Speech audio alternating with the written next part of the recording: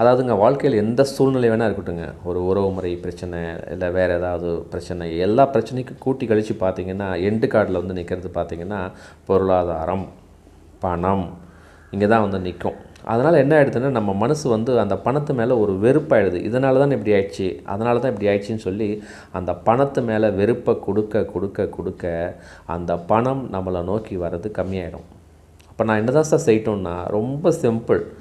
ஏதோ சூழ்நிலையினால இப்படி நடந்து போச்சு, என்னன்னு தெரியல, ஏதோ அந்த பணம் இருந்ததுனால தான் அன்னைக்கு அந்த சூழ்நிலையை நம்மளால் சமாளிக்க முடிஞ்சது. அந்த பணத்துக்கு நன்றியுணர்வாக நீங்கள் மனதளவில் நன்றி சொல்லிகிட்டே இருக்க இருக்க இருக்க இந்த பிரபஞ்சம் நமக்கு மேலே இருக்கிற சக்தி என்ன செய்யும்னா, ஸோ பணம் கொடுத்தா இவன் நன்றியுணர்வாக இருக்கான், இவன் மகிழ்ச்சியாக இருப்பான்னு சொல்லிட்டு அந்த பணத்தினை கொடுத்து கொண்டே இருக்கும். அந்த நன்றியுணர்வு அதிகரிக்க அதிகரிக்க பணம் வர வர நம்மளோட பிரச்சனைகள் சால்வ் ஆகிட்டே இருக்கும். இதுதான் ஒரு சிம்பிளஸ்ட் சொல்யூஷன்.